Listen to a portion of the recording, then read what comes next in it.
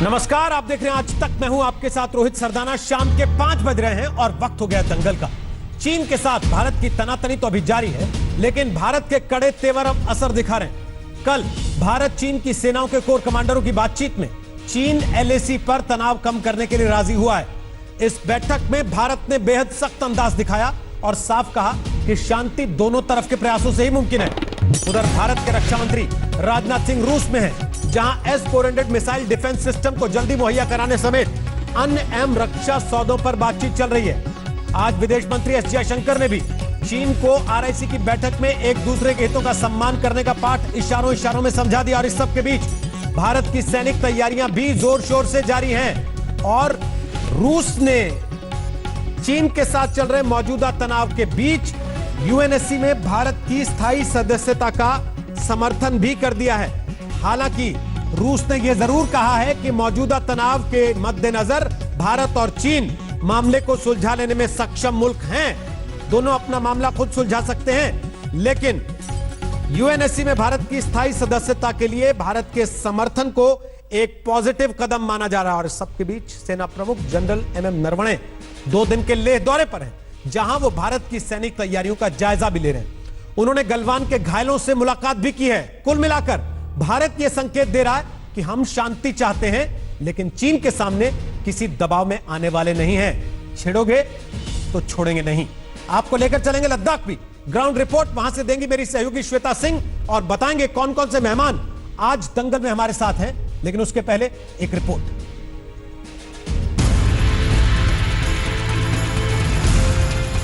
ये साधारण तस्वीरें नहीं है। भारत की थल सेना का जनरल अपने उन वीरों का हालचाल लेने पहुंचा है जिन्होंने चीन के धोखे से सीधा मोर्चा लिया था।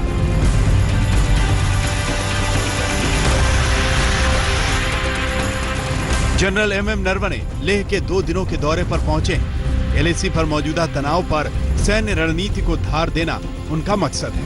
वैसे LAC पर सैन्य तैयारियों के बीच भारत और चीन के कोर कमांडरों के बीच सोमवार को हुई बातचीत में चीन के तेवर ढीले पड़ने के संकेत हैं। लेफ्टिनेंट जनरल हरिंदर सिंह की चीन के मेजर जनरल लाओ लिन से 11 घंटों की मुलाकात में तय हुआ कि पूर्वी लद्दाख के सभी तनातनी वाले इलाकों से दोनों देशों की सेनाएं पीछे जाएंगी। दोनों सेनाएं सैनिकों और हथियारों के पीछे जाने के तौर तरीकों पर बातचीत करेंगी। बैठक में भारत की ओर से साफ कहा गया कि चीन को 5 मई से पहले की स्थिति बहाल करनी होगी। भारत अपनी सड़क निर्माण की गतिविधियां नहीं रोकेगा। शांति 2 तरफा कोशिश से संभव है। भारत के कड़े सैन्य तेवरों के बीच रक्षा मंत्री राजनाथ सिंह रूस में हैं। राजनाथ के इस दौरे से भारत का लक्ष्य है कि भारत को रूस से S-400 सिस्टम जल्दी मिल जाए। भारत यह भी चाहता है कि 12 सुखोई 30 MKI और 21 MiG-29 उसे जल्द से जल्द मिल जाए। भारत रूस से इस बात का सहयोग भी चाहता है कि उसे जरूरत पड़ने पर तुरंत लड़ाकू विमानों और टैंकों के पुर्जे तत्काल सप्लाई किए जाएं।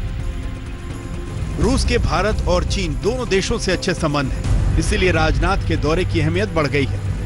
उधर भारत के विदेश मंत्री एस जयशंकर चीन के विदेश मंत्री वांग यी से गलवान घटना के बाद पहली बार वीडियो कॉन्फ्रेंसिंग से रूबरू हुए।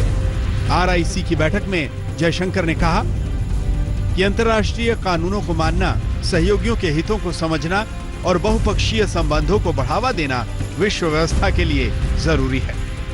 RIC की बैठक में द्विपक्षीय मुद्दे नहीं उठते, लेकिन विदेश मंत्री के ये शब्द चीन के लिए बड़े संकेत हैं। लेह से श्वेता सिंह और दिल्ली से गीता मोहन के साथ अभिषेक भल्ला, आज तक। तो आपको बता दें, दंगल में आज हमारे साथ 2 गौरव हैं। गौरव भाटिया बीजेपी का पक्ष रखेंगे, गौरव बल्लभ कांग्रेस का पक्ष रखेंगे। अशोक सज्जनहार हमारे साथ हैं, वो फॉर्मर डिप्लोमेट हैं, विदेश मामलों के जानकार हैं। सुशांत सरीन हमारे साथ हैं, रक्षा मामलों के जानकार हैं, सीनियर फेलो हैं ORF के। आप सबका स्वागत है दंगल में। लेकिन आपसे बातचीत शुरू करें उसके पहले एक बार ग्राउंड जीरो आपको लेकर चलते हैं। लद्दाख में हमारे साथ श्वेता सिंह इस वक्त मेरी सहयोगी मौजूद हैं, जो लगातार वहां से आपको अपडेट्स दे रही हैं। श्वेता सिंह, आर्मी चीफ लद्दाख और लेह के दौरे पर पहुंचे हैं। एक तरफ जहां चीन में हम देख रहे हैं सोशल मीडिया पर लोग तस्वीरें डाल रहे हैं, आरोप लगा रहे हैं कि अपने सैनिकों के शव तो दिखा देते, उनकी अस्थियों को डब्बे में बंद करके चोरी छुपे लेके जा रहे हो। भारत के सेना प्रमुख का घायल सैनिकों से अस्पताल में मिलने जाना और उसकी तस्वीरें दुनिया के सामने आना, यह क्या संदेश देता है? ये संदेश देता है कि हिंदुस्तान को अपने शौर्य का प्रदर्शन करते हुए जरा सी भी शर्मिंदगी नहीं होती है। हमने अगर अपने जवानों के बलिदान को देखा था तो ये वही जवान थे जिन्होंने चीनियों को सामने किसी गत का नहीं छोड़ा। 16 की तो उसी समय ऑन द स्पॉट जान चली गई थी और बाकी जितने घायल थे, जाने उस तरफ क्या हुआ कि आज चीन की सोशल मीडिया में इस तरह की चीख पुकार हमें देखने को मिल रही है। आज अगर हम जनरल नरवणे की वो तस्वीरें देख रहे हैं रोहित, चूंकि वो अस्पताल का, मिलिट्री हॉस्पिटल का इलाका, कोरोना का समय है, इसीलिए जो मेन स्ट्रीम मीडिया है, जो मीडिया के कैमरे वहां पर नहीं, इसीलिए जो सेना की तरफ से एक कैमरा पर्सन को रखा गया, लेकिन तस्वीरें बाहर लाई गई। आप उस संक्रमण का खतरा उन सैनिकों पर जो कि इस समय घायल है नहीं छोड़ सकते हैं, लेकिन वो तस्वीरें लाई गई ये बताने के लिए कि ये देखिए, यही है हमारे वो वीर सैनिक जो लड़ रहे थे वहां पर, लड़ते लड़ते इस तरह से घायल हुए हैं, लेकिन मां भारती का 1 इंच जमीन सामने दुश्मन को उस पर कदम नहीं रखने दिया है। एलएसी को लेकर जो भी विवाद चल रहा है उसमें उस ग्रे एरिया को लेकर विवाद चल रहा है, बार बार जमीन को लेकर एक रस्साकशी देश में शुरू हो जाती है, लेकिन हमारे जवान इतने कमजोर नहीं है कि वो अपनी जमीन जरा सी भी अपने दुश्मन को लेने दे। वो वहां पर डटे हैं। चीन आगे बढ़ता है तो वो उसे पीछे हटाने की कोशिश करते हैं और एलएसी के सामने की टकराव की पूरी तस्वीरें, जिसमें शौर्य की गाथा, उन तस्वीरों में रोहित। श्वेता, जो खबर आ रही है लगातार वो ये कि दोनों देशों के बीच सैनिक स्तर की बातचीत में एक हद तक सहमति बन गई है कि डिसएंगेजमेंट दोनों तरफ से किया जाए। इसका मतलब क्या है और क्या कोई टाइमलाइन जैसी चीज अगर तय हुई है या होगी तो वो सार्वजनिक की जाएगी? टाइमलाइन सार्वजनिक की जाएगी, लेकिन अभी तय नहीं है रोहित। जब 6 तारीख को यह बैठक हुई थी जिसके 9 दिन बाद गलवान की घटना हो गई, इसीलिए भारत इस समय एक टाइमलाइन मांग रहा है चीन से कि आप सहमति तो कर रहे हैं कि ये डिसएंगेजमेंट होगा, यानी कि अभी जो लॉक्ड इन बैटल एक तरह से नजर आता है कि आंखों में आंखें डालकर डटकर अपनी जगह पर भारतीय सेना खड़ी है और चीन डिसमेंटल नहीं करना चाहता है वो विवादित पोस्ट जो उसने रातों रात खड़े करने का प्रयास किया, जिसे लेकर यह गतिरोध और हिंसात्मक टकराव देखा गया दोनों देशों के सैनिकों के बीच। तो भारत ने इस बार साफ तौर पर कहा सबसे पहले आप डिसएंगेजमेंट कीजिए। चीन ने पिछली बैठक में भी कहा था हां हम करेंगे डिसएंगेज, लेकिन डिसएंगेजमेंट के आगे वो डिसमेंटलिंग उन्होंने नहीं की थी। इसीलिए भारत ने इस बार कहा कि आप डिसएंगेज कीजिए, आप पीछे हटते हुए हमें टाइमलाइन दीजिए कि आप कब तक पूरी तरीके से अपनी सेना को वहां से हटाएंगे। चीन ने अभी तक इस पर कुछ कहा नहीं है, लेकिन रोहित, अभी तक जो अंदर से जानकारी जो सूत्रों के हवाले से हमारे सामने आ रही है वो यही है कि चीन पिछली बार से ज्यादा सकारात्मक दिख रहा है। अब पता नहीं वो हमारी सैन्य ताकत का दबाव उस पर पड़ रहा है या उसे समझ में आ रहा है कि दुनिया को उसकी गलतियां दिख रही हैं। एक आखिरी सवाल श्वेता, आप भी लगातार देख रही होंगी, चीन के ग्लोबल टाइम्स के हवाले से बार बार एक के बाद एक जिस तरीके के ट्वीट्स किए जा रहे हैं, उसका मतलब क्या है कि हमारे सैनिक तो सोते में भी बंदूक नहीं छोड़ते हैं, देखिए पकड़े रहते हैं, ऐसा वीडियो ट्वीट करना, या ये कहना कि भारत की हिंदू राष्ट्रवादी सरकार ये समझ ले कि चीन उसके दबाव में आने वाला नहीं है। अगर दबाव में नहीं है तो बार बार उसकी नारेबाजी करने की जरूरत क्यों पड़ रही है? ये अपने आप में बहुत कुछ कह दे रहा है। भारत अपनी तरफ से कोई भी प्रोपेगेंडा वीडियो जारी नहीं कर रहा है रोहित, और हम बताएं आपको कि हम पूरी तरीके से इसमें कोशिश करते हैं कि भले ही यहाँ पर फ्लाइट्स भारतीय वायुसेना की हो, लेकिन हम रियल टाइम उसे कभी नहीं दिखाते हैं। जबकि अगर प्रोपेगेंडा का प्रयास होता रोहित, तो हम लाइव में आपको वो दिखाने का प्रयास करते कि किस तरीके से हमारी सॉर्टीज लग रही हैं और किस तरह की तैयारियां हो रही हैं। लेकिन भारत कभी भी ऐसी उकसावे वाली चीजें करता नहीं है। चीन की तरफ से अगर ये सारी चीजें हो रही हैं तो उसे भी मालूम है कि कहीं ना कहीं उसकी कमजोरी है, कहीं ना कहीं हिंदुस्तान की ताकत है। और ये तो छोटे से छोटे वीडियोस में हम देख ले रहे हैं रोहित कि चीन किस तरह से भारतीय सैनिकों की ताकत, जो कि गुत्थम गुत्था में भी उतने अच्छे से ट्रेंड होते हैं जितने की हथियार, और जहां तक चीन हथियार लेकर सोने की बात कर रहा है तो हमारे जो सैनिक बैठते हैं एम्बुश में या फिर एलएसी पर भी जो बंदूक की सिर्फ नली जो है वो नीचे की तरफ पॉइंट करती है, या फिर सियाचिन में जब अपने उस भयंकर ठंड में सोते हैं वो भी अपने वेपन्स को लेकर सोते हैं। कोई भी सैनिक सोते हुए ही सही, अगर ड्यूटी पर है, अगर 24 घंटे, अगर मान लीजिए 6 महीने उनकी डिप्लॉयमेंट है एक जगह पर, तो वो सो भी रहे हैं तो अपनी वर्दी और अपनी बंदूक के साथ इन अ स्टेट ऑफ रेडीनेस। और एलएसी पर तो ये बिल्कुल हो रहा है। भारत को प्रोपेगेट करने की जरूरत नहीं है, चीन को शायद जरूरत हो इस प्रोपेगेंडा। आखिरी चीज और बता दीजिए इससे पहले हम बहस पर जाएं श्वेता, मौजूदा स्थिति वहां एलएसी पर क्या है आपकी जानकारी के मुताबिक? क्या अभी भी तलवारें खिंची हैं, बंदूकें तनी हैं एक दूसरे पर, या हालात थोड़े से नरम पड़े? रोहित देखिए, जैसे अभी तक मेजर जनरल की बातचीत हो रही थी आपस में, जो कि कल कोर कमांडर स्तर की बातचीत, भारत की तरफ से लेफ्टिनेंट जनरल, उनकी तरफ से जो कि कोर उनके नीचे आता है, अधीन आता है, तो मेजर जनरल वहां से। लेकिन बता रहे हैं कि कल की बातचीत के बाद और आज जनरल नरवणे के दौरे के बाद स्थितियां बेहतर होंगी। चीन ने अपनी तरफ से जिस तरह की बातें पब्लिक डोमेन में डालनी शुरू की हैं, ये भी अपने आप में एक बहुत बड़ा संकेत है। दुनिया में यूएनएससी को लेकर जो चीजें सामने आ रही हैं, वो भी अपने आप में बहुत बड़ा संकेत है। और उन सारी चीजों को देखते हुए हम इतना कह सकते हैं कि तनाव है, हाँ है। वो इसीलिए है क्योंकि ग्राउंड का जो सैनिक है वो तब तक अपने आप को रिलैक्स नहीं कर सकता है या टेंशन को डिफ्यूज होने की बात नहीं कह सकता है जब तक कि फाइनल ना हो जाए, चीन इस टाइमलाइन की बात ना कर ले।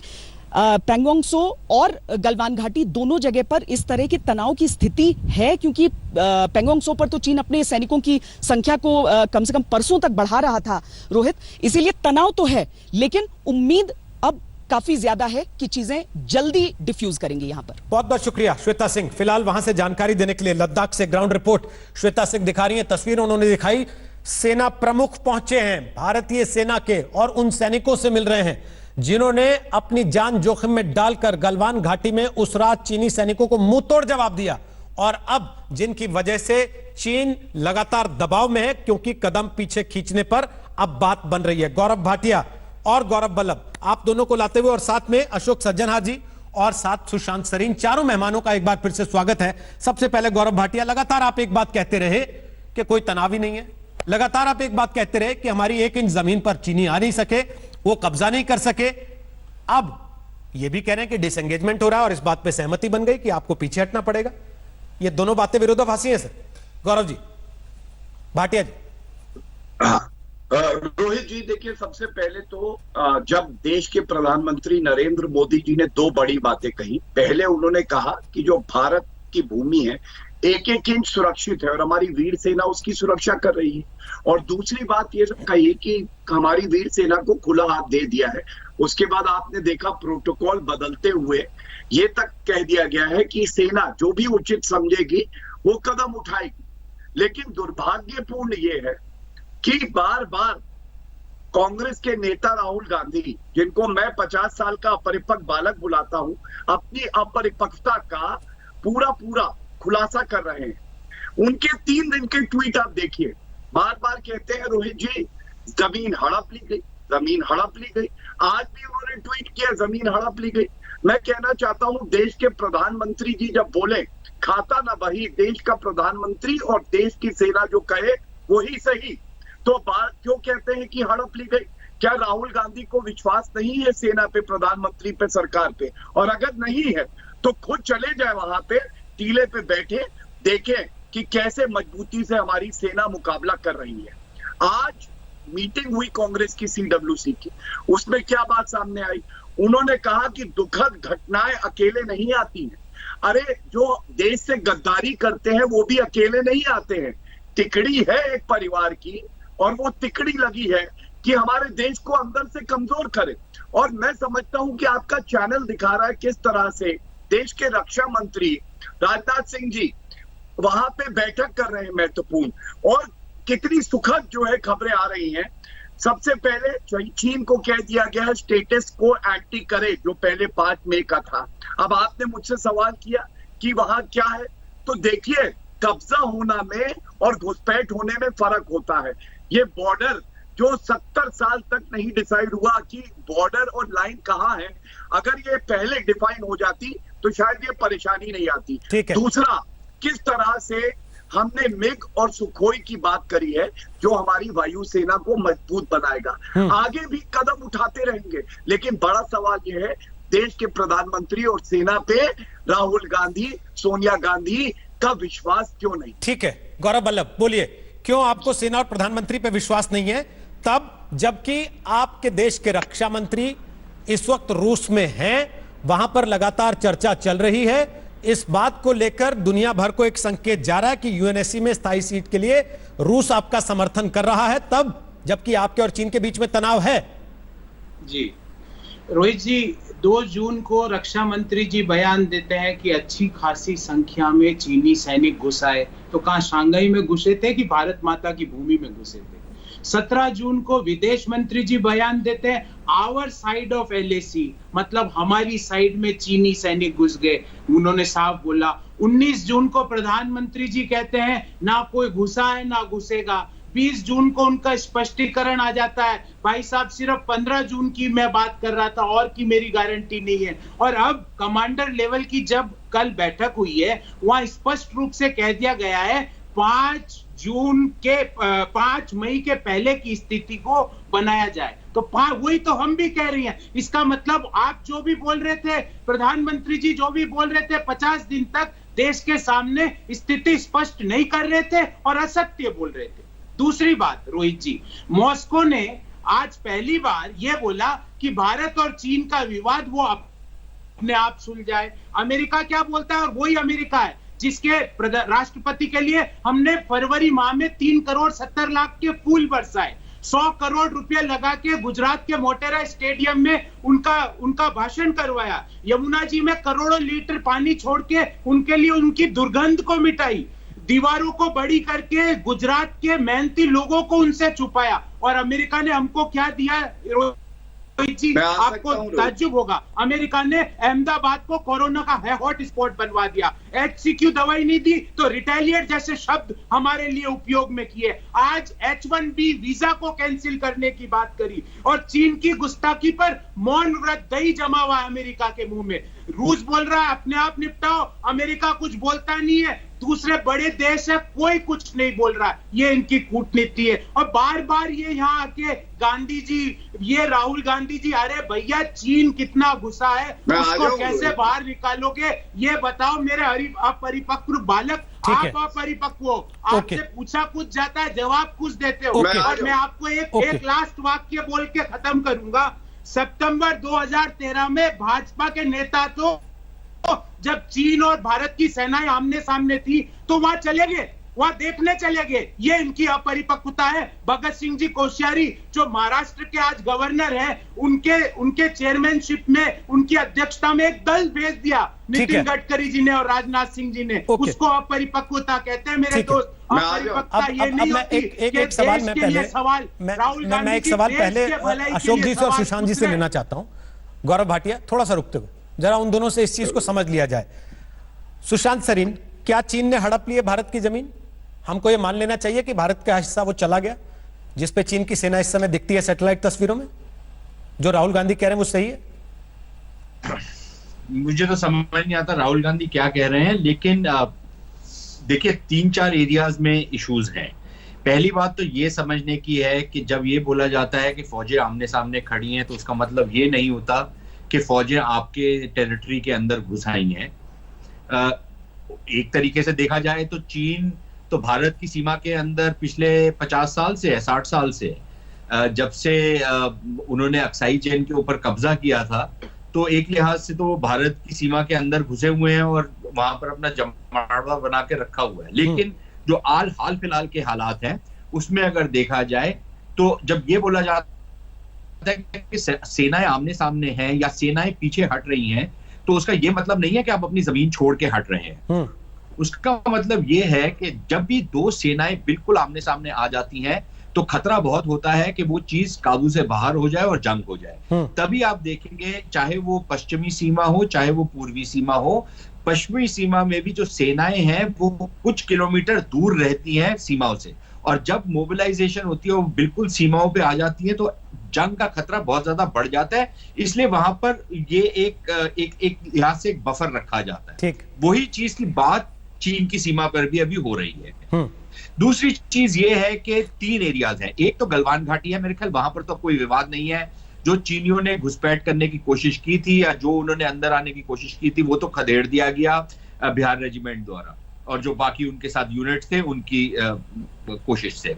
दूसरी जो प्रॉब्लम है, जो ज्यादा बड़ी अभी प्रॉब्लम नजर आ रही है, वो पैंगोंग सो लेक जो है, जो झील है, उसके वहां पर है। वहां पर लेकिन मुद्दा ये है कि लाइन ऑफ एक्चुअल कंट्रोल कहां पर जाती है। गलवान घाटी में जो लाइन ऑफ एक्चुअल कंट्रोल है उस पर विवाद नहीं है।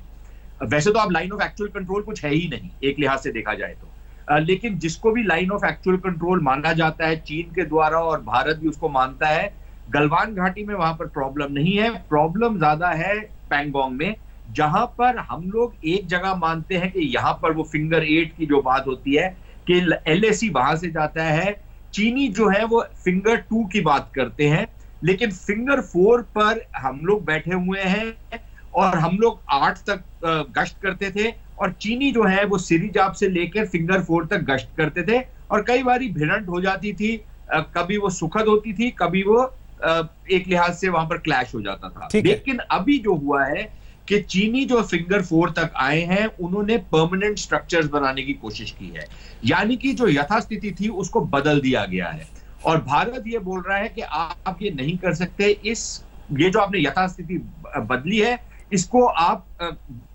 हटाइए। सुशांत जी, अब एक चीज मैं आपसे समझना चाहता हूं, पुरानी वाली एक चीज मैं समझना चाहता हूं सुशांत अगर जी, एक बारी आपने, मुझे यकीन है वो मैप्स देखे होंगे जो आज तक ने लगातार दिखाए हैं, जिसमें पैंगोंग लेक के आसपास क्या हो रहा है, फिंगर 4 से फिंगर 8 के बीच में क्या हो रहा है, उसकी स्थिति क्या है, आज तक ने लगातार दिखाया, जिसको लेके एक पक्ष ये कह रहा है, कांग्रेस ये कह रही है कि देख लीजिए जमीन हड़प ली चीन ने, और उसी की व्याख्या अभी आपने भी की है और रोज हो रही है उसकी व्याख्या, तो कंफ्यूजन कहां है फिर? नहीं, कंफ्यूजन देखिए, कंफ्यूजन ये है कि वहां पर जो लाइन ऑफ कंट्रोल कहां से जाती है वो डिसाइडेड नहीं था। भारत का एक क्लेम है, चीन का दूसरा क्लेम है।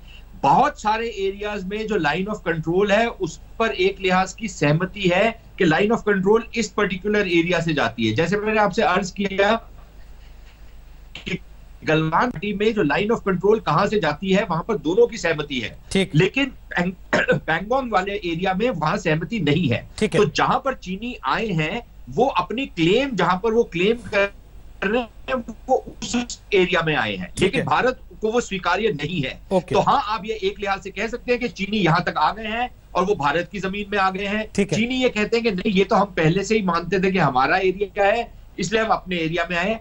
वही वहां पर एक बहुत बड़ा विवाद खड़ा हुआ है और उसको मेरे ख्याल कोई नकार नहीं सकता। ओके, अशोक सज्जनहार जी, जल्दी से, जब भारत के रक्षा मंत्री इस समय रूस में हैं, वहां पर बातचीत चल रही है, वहां पर भारत की तरफ से एक अंतरराष्ट्रीय जगत को मैसेज है जो हथियार के सौदे भारत वहां पर करने वाला है, क्या उसका असर चीन पर पड़ता है? मेरे ख्याल से पहली चीज, ये केवल सौदे जो हो रहे हैं वही कोई एक संदेश नहीं है जी। मेरे ख्याल से इससे एक और बहुत बड़ा संदेश है, जो भारत और रूस की मैत्री जो है बहुत ही गहरी है, बहुत ही डीप रूटेड है, और ये वाला मेरे विचार से मैसेज और भी ज्यादा महत्वपूर्ण है। जो आपने कहा मिग के बारे में और जो सुखोई के बारे में और आपकी जो S-400, मैं उनकी इंपॉर्टेंस को कम नहीं करना चाहता हूं, वो भी बहुत महत्वपूर्ण सौदे हैं। और इस मौके पर जब भारत और चीन के बीच में ऐसी मुठभेड़ हुई है और दोनों आईबॉल टू आईबॉल कॉन्फ्रंटेशन तक किए हुए हैं, उस समय रूस का यह कहना जो बिल्कुल तत्परता से जो कुछ भारत को चाहिए वो उसको सप्लाई करेगा, मेरे ख्याल से एक ये बहुत अच्छा बड़ा संदेश जाता है पूरी दुनिया के लिए।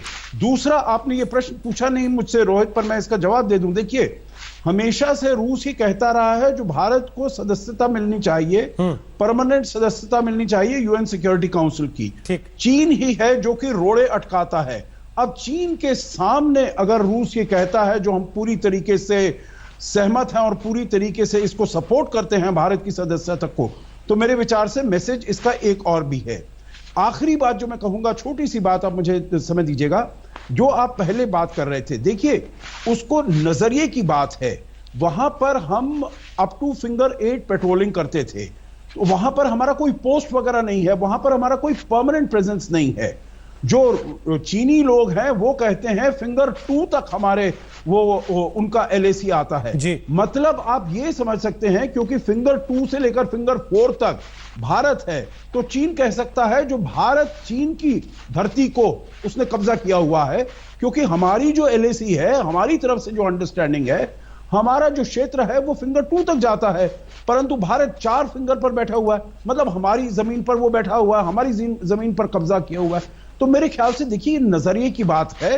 जैसा मैंने कल भी आपके शो में कहा था, देखिए बात ये हुई थी, प्रश्न उठाया गया था, इसका जवाब दे दिया गया है, सबको बात समझ आ गई है। Now let us move forward. चीन हमारा दुश्मन है, भारत के अंदर हमको यूनिटी बनाकर रखनी ये चाहिए। देश नारा लगाता रहा हिंदी चीनी भाई भाई। ये देश अभी 5 साल के भीतर भी कितनी दफे कह चुका है कि चीन के साथ हमारे संबंध बड़े पुराने हैं, हमारी संस्कृति एक सी है, और आज अचानक चीन से नाराजगी होती है तो हम रूस में अपना दोस्त, अपना भाई, अपना संबंधी तलाशने लगते हैं।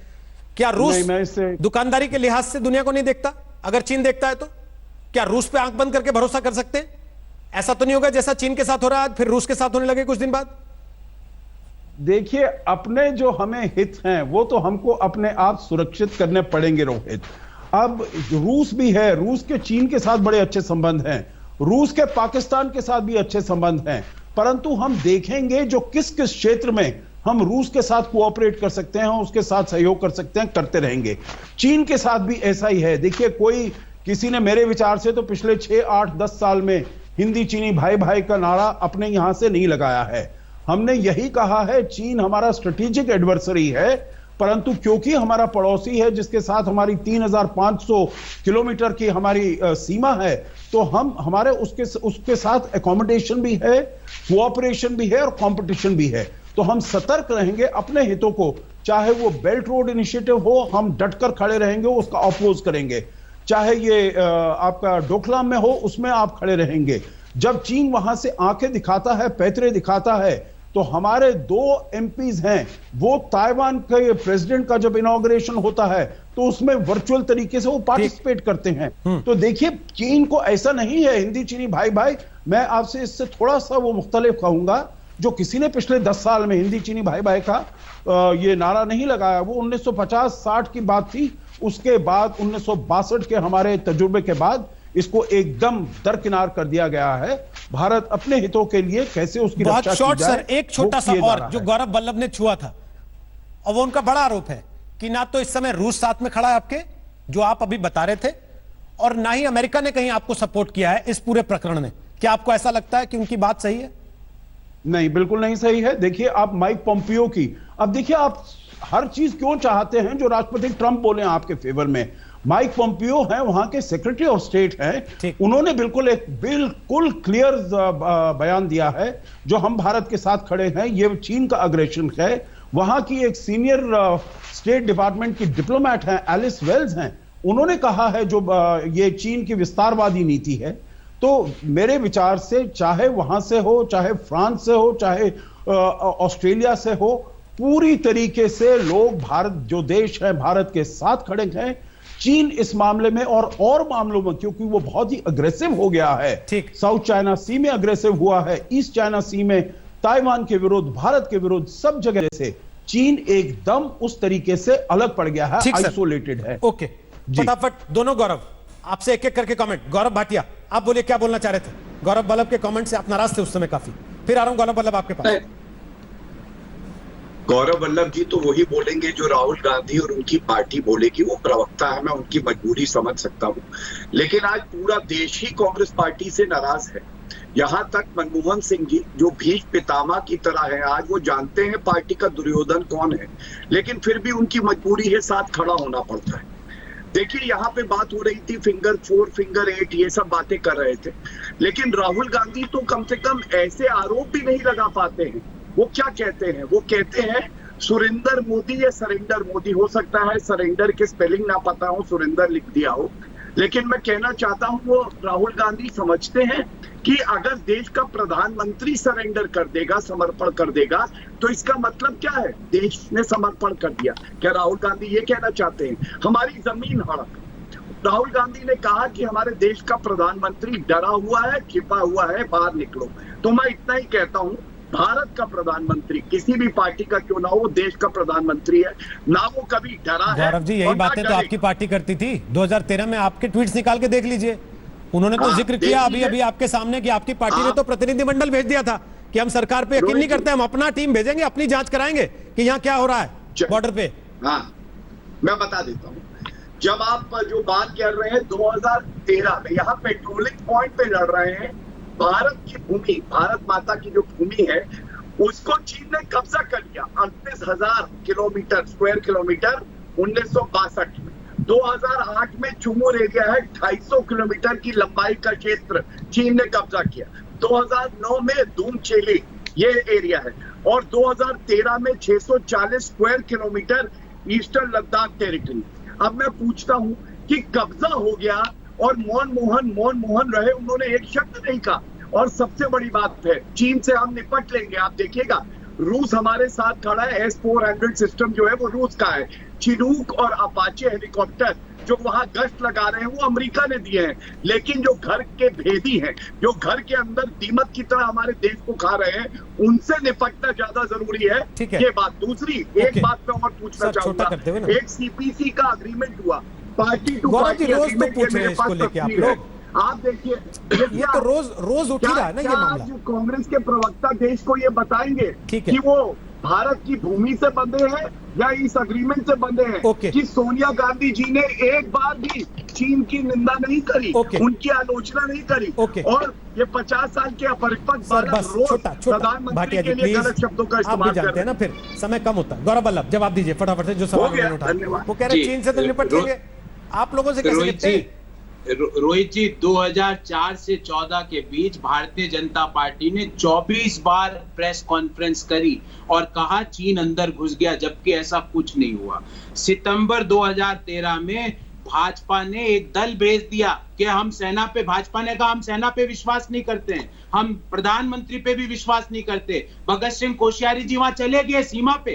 ये होती है देश से गद्दारी, जिसको गद्दारी कहते हैं। सेना का मॉरल डाउन इससे होता है। तीसरी बात, आपने ये फोटो दिखाई गौरव भाटिया ने, मैं इनको ये याद दिलाना चाहता हूं, चाइनीज एम्बेसडर से गडकरी जी 16 अक्टूबर 2009 को राजनाथ सिंह जी, 2010 को गडकरी जी क्यों मिल रहे थे छुप छुप के, क्या बात कर रहे थे? और मैं मानता हूं गौरव भाटिया को 2009-10 की बातें नहीं पता, क्योंकि उस समय ये सपा में थे। इनको पता नहीं भाजपा में उस समय क्या हो रहा था। उस समय ये समाजवादी पार्टी की बातें करते थे, इसलिए इनको पता नहीं। गौरव जी, मुझे आपसे नाराजगी नहीं है, क्योंकि ये आपको पता नहीं, आप उस समय दूसरे दल में था। और तीसरी बात, रोहित जी, अंतिम वाक्य फिर मैं इनसे बात कर लूंगा। मैं एक अंतिम बात बोलूं, आपने बिल्कुल सही कहा कि कभी हिंदू चीनी भाई कभी नारा नहीं लगा पिछले 50 साल में, पर 6 साल में एक +1 का नारा मोदी जी ने लगाया कि मेरी और शी जिनपिंग की दोस्ती में एक +1 है, +1। वो +1 क्या था? लद्दाख में आपने परमानेंट स्ट्रक्चर बनवा दिए, वो +1 था क्या? गालवान वैली में और पेंगोंग सो लेक में फिंगर 8 तक परमानेंट स्ट्रक्चर बन रहे, वो +1 था क्या? देश आपसे जानना चाहता है। पहले झूठ बोला, कुछ हुआ ही नहीं। अब कह रहे हैं कि 2 मई के पहले की स्थिति बहाल की जाए, तो अब मान लिया। अब बोल रहे +1 हमारी दोस्ती है मोदी जी और शी जिनपिंग की, वो +1 क्या है? देश जानना चाहता है वो +1। मतलब जी, यही तो मैंने अशोक जी से पूछा था, स्ट्रक्चर नहीं हो सकते, शायद ध्यान नहीं दिया जो बातें वो बता रहे थे। यही परमानेंट स्ट्रक्चर नहीं हो, केवल +1 नहीं कहा था मैंने, बाकी बातें तो मैंने यही पूछी थी जो आप बोल रहे हैं अभी। अगर नहीं पूछी हो तो आप बता दीजिएगा। सवाल तो मेरा यही था जो मैंने अशोक जी से पूछा। अब मैं जरा सुशांत सरीन, आज अमेरिकी खुफिया विभाग की एक रिपोर्ट आई है, वो ये कहती है कि गलवान में हमला चीन की सुनियोजित साजिश थी। चीन के राष्ट्रपति शी जिनपिंग को इस हमले के बारे में पता था। भारत को सबक सिखाने के लिए यह हमला हुआ। गलवान हमले का चीन का दाव उसे उल्टा पड़ गया। चीन के सैन्य सूत्र खुद मानते हैं कि उनकी जीत नहीं हुई। कांग्रेस बीजेपी को सुनते हैं तो ऐसा लगता है कि भारत की जमीन भी चली गई, चीन भारत में आ भी गया, चीन ने वो प्लॉट कब्जा भी कर लिया और भारत हार भी गया। किसको सच माने? देखिए, ये जो राजनीतिक दंगल है जो जिसको आप रोज करवाते हैं, मैं नहीं कराता सर, ये कर रहे हैं, मैं तो केवल लाके सामने रख देता हूं। रोहित जी, आप भी अपना हिस्सा डालते हैं ना इसमें, वो तो ठीक है, मतलब कि वो ठीक है, बट देखिए मैं तो उसको संजीदगी से लेता नहीं हूं। और मैं ये मानता हूं कि इस तरीके का राजनीतिकरण जो होता है राष्ट्रीय सुरक्षा के इश्यूज, कोई भी पार्टी करे, उसको फायदा होता नहीं है वैसे। और इसके मैं आपको कई उदाहरण दे सकता हूं कि जब भी ऐसी स्थिति में, और अभी भी मैं आपको, आप यकीन मानिए कि ये जो स्थिति है बॉर्डर्स पे, ये बात अभी एक लिहाज से सेटल नहीं हुई अभी, और अगर अभी हो भी जाए तो ये एक पेशखेमा है आगे चल के जो शायद एक ज्यादा बड़ी झड़प हमारी होगी, उसका एक लिहाज से उसकी अर्ली वार्निंग है हमारे पास। तो ये मामला खत्म नहीं हो रहा और जरूरत तो ये है कि अपनी राजनीतिक उठापटक चलती रहेगी। बहुत सारे मुद्दे हैं जिस पे आप एक दूसरे की खिंचाई कर सकते हैं। राष्ट्रीय सुरक्षा का मुद्दा शायद वो नहीं है, वो भी एक ऐसे समय पर जबकि एक विपदा अभी भी आपके ऊपर है और जंग के बादल मंडरा रहे हैं। मेरे ख्याल इस पर किसी को कोई दो राय नहीं होनी चाहिए। बेशक जो आज अनाउंस किया है कि कोई मोडालिटीज डिसाइड हुई है उसके बावजूद। अब दूसरी चीज ये है कि देखिए ये हो नहीं सकता, ये इनकंसीवेबल है कि जो हरकत चीन ने की, क्योंकि वो सिर्फ ईस्टर्न लद्दाख में नहीं, वो सिक्किम में भी हुई है और कुछ बयान देखें तो अरुणाचल में भी कहीं ना कहीं पे ये हरकतें हुई हैं इनकी इस बार। तो इतने लंबे पूरे बॉर्डर पर अगर इस तरीके की हरकतें हो रही हैं तो ये मान लेना कि एक लोकल लेवल के कमांडर ने ये इनिशिएटिव लेके कुछ करने की कोशिश की है, मेरे ख्याल ये बात गले से उतरती नहीं है। तो ऑब्वियसली एक संयोजित नीति के तहत ये हुआ। अब वो नीति क्या थी, क्या वो जंग तक जाने की थी या सिर्फ एक लिहाज से टटोलने की थी और जितना कुछ कब्जा कर सकते हो वो करने की थी? तो अगर तो वो जंग तक जाने की थी तो जंग के बादल तो अभी भी हैं, लेकिन अगर वो टटोलने की थी तो मेरे ख्याल वहां पर चीन को कहीं ना कहीं ये पता लग गया है कि यार अब ये बात काबू से बाहर हो जाएगी। इसीलिए अगर देखा जाए तो दोनों तरफ से कोशिश ये है कि ये बात आगे ना बढ़े, जंग की तरफ ना जाए। वो अच्छी बात है, लेकिन मेरे ख्याल हमने जंग को टाला है, उसकी जो पॉसिबिलिटी है, संभावना है, उसको सिरे से खत्म नहीं किया। क्योंकि अभी जो हुआ है उससे होना ये है कि भारत का जो चीन के ऊपर संदेह है वो बहुत ज्यादा हो गया है और भारत अब बहुत कुछ ऐसा करेगा ताकि चीन ये हरकत दोबारा से ना कर पाए। ऊपर से जो कुछ भारत करेगा उसका चीन में एक रिएक्शन होगा और मेरी नजर में तो ये दोनों देश जो हैं एक क्लैश की तरफ बढ़ रहे हैं। अब इसमें आपका साथ कौन देगा? मैं रशिया के ऊपर, रूस के ऊपर बहुत ज्यादा पैसा नहीं लगाऊंगा क्योंकि रूस की अपनी मजबूरियां भी हैं और रूस ने 62 में भी हमारा साथ नहीं दिया था। उस समय भी अमेरिका नहीं दिया था क्योंकि उनकी चीन के साथ दुश्मनी थी, जो दुश्मनी दोबारा से उभर करके आ रही है। तो मेरे ख्याल हमारे को थोड़ा सा होश से कदम उठाने पड़ेंगे, सोच समझ के उठाने पड़ेंगे। कल हमारा क्या रिश्ता किसी के साथ था उसका मतलब ये नहीं है कि वही रिश्ता कल दोबारा से बरकरार रहेगा और मेरे ख्याल रूस के ऊपर बहुत ज्यादा डिपेंड करना हमारी बहुत बड़ी बेवकूफी होगी इस समय। ठीक अशोक जी, जो सवाल मैंने आपसे पूछा था उसका जिक्र सुशांत जी की बातों में आ गया है। साथ में मेरा एक सवाल और है, मैं दोनों गौरव के पास जाऊं उसके पहले फटाफट आपसे एक कमेंट चाहता हूं इस पर। वो ये कि चीन का अखबार अगर ये लिखता है, जिसको आज अमेरिका ने कह दिया कि ये माउथपीस है सरकार का कब्जा है इनके ऊपर, सरकार ही इसमें लिखवाती है ग्लोबल टाइम्स में जो लिखा जाता है कि हिंदू राष्ट्रवादी सरकार ये जान ले कि चीन को डरा नहीं सकते वो लोग। तो जो बातें यहां भारत में पॉलिटिकल पार्टीज करती हैं, अगर चीनी माउथपीस कर रहा है तो उसका क्या मतलब है? उसका मतलब यह है जो चीन अपने को बैकफुट पर पा रहा है इस समय, और जैसे मैंने पहले भी बता रहा था, वो अपने को आइसोलेटेड समझ रहा है, परंतु फिर भी वो ये समझता है जो उसके पास अभी इतनी शक्ति आ गई है, उसने इतनी शक्ति अर्जित कर ली है और उसके विरुद्ध खड़े होने वाला कोई भी नहीं है। वो नहीं समझता जो भारत उसकी बराबरी कर सकता है, वो समझता है अगर कोई देश उसकी बराबरी कर सकता है तो वो केवल अमेरिका है। और अमेरिका इस समय एकदम ही अपने घुटनों पर आया हुआ है, क्योंकि उसको एक तो कोविड से वो डील नहीं कर पा रहा है और दूसरा उसकी आर्थिक स्थिति बहुत खराब है और तीसरा वहां पर इलेक्शन होने वाला है, तो इसलिए भी वहां पर स्थिति बहुत ही खराब है। तो अगर अमेरिका वहां से इक्वेशन से निकल जाता है तो भारत और साउथ चाइना सी और हांगकांग और ताइवान और ईस्ट चाइना सी, वहां सब जगह जाकर वो अपना कब्जा कर सकता है। ये उसका समझना था, उसकी मंशा थी। और फिर एक वो सबक सिखाएगा भारत को, जिससे कि जो भी भारत कर रहा है उसके विरुद्ध, चाहे वो उसकी इन्वेस्टमेंट्स को रोक रहा है, उसके ताइवान के साथ ऐसे कर रहा है, बेल्ट रोड इनिशिएटिव कर रहा है, क्वाड में जा रहा है, अमेरिका के साथ संबंध है, तो उन सब में एक उसको संदेश जाएगा जो आप चीन के विरुद्ध अगर काम करोगे तो चीन का आपको नाराजगी झेलनी पड़ेगी, बड़ी जबरदस्त झेलनी पड़ेगी। परंतु मेरे विचार से देखिए, भारत ने उनको जवाब दिया है। अभी जो आपने कोट किया है CIA की जो रिपोर्ट, आपने इंटेलिजेंस एजेंसी की रिपोर्ट की है, देखिए, उससे बहुत पहले भारत के जो भी एनालिस्ट हैं और आपके भी प्रोग्राम में सभी ने ये कहा होगा, जो ये केवल एक जगह नहीं हुआ, जैसे पहले 2013 में हुआ डेप्सांग वैली में, 2014 में चूमर में, 2017 में, एक एक जगह पर हुआ। ये वाला इस बारी पूरी तरीके से हुआ और कोई 15, 20, 25 लोग नहीं आए, हजारों की तादाद में आए और बड़े बड़े इक्विपमेंट, आर्टिलरी, टैंक्स वगैरह लेकर आए।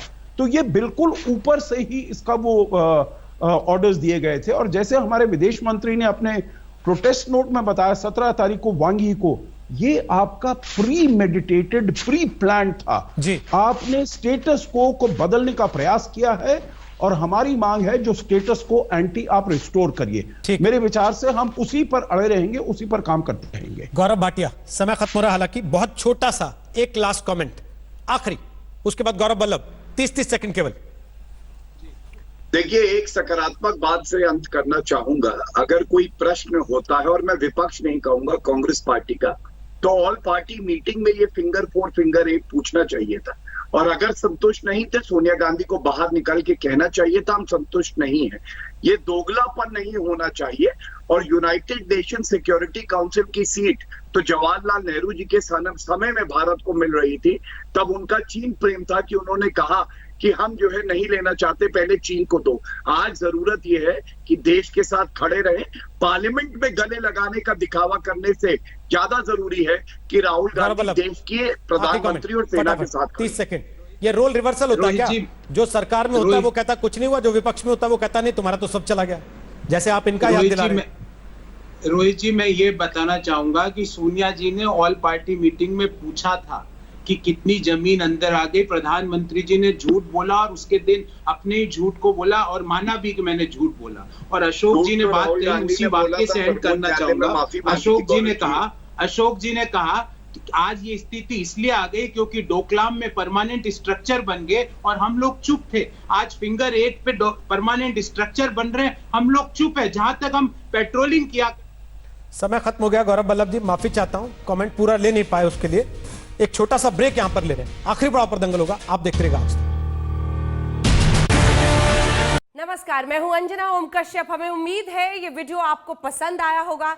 लेटेस्ट खबरों के लिए यूं ही देखते रहिए आज तक, और इस वीडियो के पसंद आने पर लाइक, शेयर एंड सब्सक्राइब करना ना भूलें।